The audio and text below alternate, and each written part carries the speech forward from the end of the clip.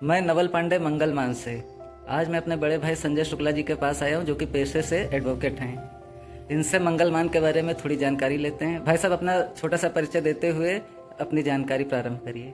Sanjay Shukla, advocate, माननीय उच्च न्यायालय लखनऊ। मंगलमान अभियान ये सन 2019 में डॉक्टर राम कुमार तिवारी जी की प्रेरणा से प्रारंभ हुआ और उस समय ये कह सकते हैं कि कोरोना अभी स्टार्ट ही हुआ था।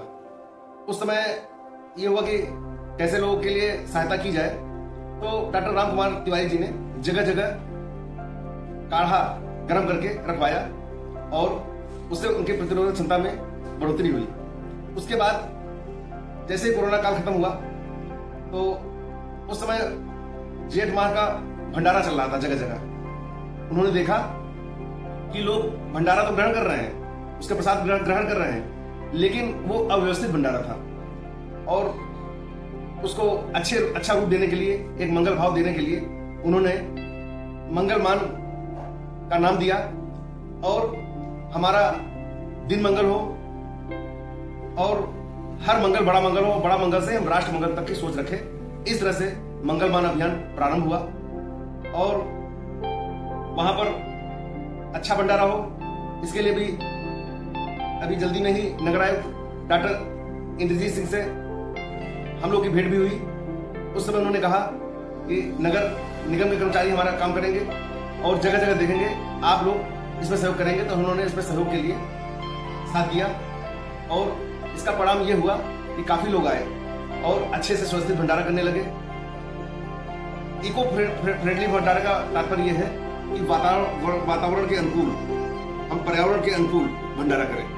इस तरह से ये भंडारा अच्छा चला, सभी लोगों ने भाग लिया इसमें। और भाई साहब, ई विसर्जन के बारे में भी बताइए। ई विसर्जन जब दिवाली का दिन आता है उस समय हम लोग गणेश लक्ष्मी की पूजा करते हैं। तो जो जिन मूर्तियों की हमने पूजा की 9 दिन तक, 10 दिन तक पूजा की, उन मूर्तियों को हम डिवाइडर के किनारे, पेड़ों के नीचे इधर उधर डाल देते हैं और उसकी दुर्दशा होती है, वहां पर तमाम पशु पक्षी आते हैं। तो इसके लिए हम लोगों ने सोचा कि इसको एक सुनियोजित तरीके से ई विसर्जन किया जाए। उस ई विसर्जन में जगह जगह केंद्र बनाए गए और उसको मंगलमान अभियान केंद्र नाम दिया गया। कहीं मंदिरों के में जगह थी वहां पर रखा गया, कहीं पर डिवाइडर के नीचे, कहीं पेड़ के नीचे केंद्र बनाए गए। लोग आते थे और गणेश लक्ष्मी की मूर्तियों को वहां रखते थे। फिर उसमें एक दिन निश्चित किया गया और सृजन से लेकर के विसर्जन तक की जिम्मेदारी समस्त हिंदू समाज की है। अगर हम सृजन करना जानते हैं, उसको अच्छे से विसर्जन करना भी जानते हैं। हमने उसको उत्सव का रूप दिया, विसर्जन अच्छे से हो। उसके लिए लखनऊ को 3-4 भागों में बांटा गया और वहां पर केंद्र बनाया गया। वहां पर बढ़िया आरती के साथ में, उत्सव के साथ की तरह हम लोग उसको कार्यक्रम को मनाए और मंत्रोच्चारण के साथ मूर्तियों को विसर्जन किया। इस तरह से हमारा ई विसर्जन संपन्न हुआ। भाई साहब, युवाओं तक मंगलमान अभियान कैसे पहुंच रहा है? युवाओं तक बहुत अच्छा प्रश्न किया आपने नवल जी।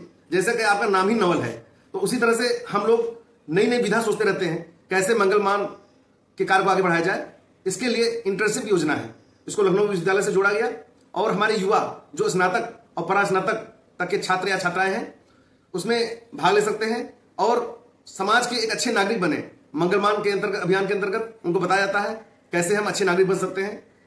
इस तरह से हमारा लखनऊ विश्वविद्यालय के माध्यम से, मंगलमान अभियान के माध्यम से ये कार्यक्रम चल रहा है और लोग इस तरह से उसका पाठ्यक्रम पढ़ करके सर्टिफिकेट भी प्राप्त कर रहे हैं। जी जी जी भाई साहब, अच्छा, ये जो बच्चों के लिए भी कोई कार्यक्रम है, बाल संस्कार योजना? हाँ, छोटे छोटे बच्चों के लिए बाल संस्कार शालाएं, जिसको मंगलशाला नाम दिया गया। जी जी। वो जब गर्मी की छुट्टियां होती हैं, आजकल का युग इंटरनेट एवं डिजिटल युग कहेंगे, तो आजकल के बच्चे कंप्यूटर में, लैपटॉप में बिजी हो जाते हैं। उनकी व्यस्तता को कम करने के लिए मंगलशालाएं आयोजित की गई और ये ग्रीष्मकालीन जो अवकाश होते हैं उसमें इस तरह का कोर्स तैयार किया गया कि आप जो छोटे छोटे बच्चे हैं हमारे, जो नन्हे मुन्ने बच्चे हैं जिन पर बाल मन पर इंटरनेट के माध्यम से कहीं ना कहीं दुष्प्रभाव पड़ रहा है, तो इस तरह से कैसे बच्चों में संस्कार की भावना जगे, इसके लिए हमारी मंगलशालाएं चल रही हैं। भाई साहब, आपने इतनी जानकारी दी, उसके लिए आपका बहुत बहुत धन्यवाद। आपसे बात करके बड़ी खुशी हुई। धन्यवाद। जय श्री राम।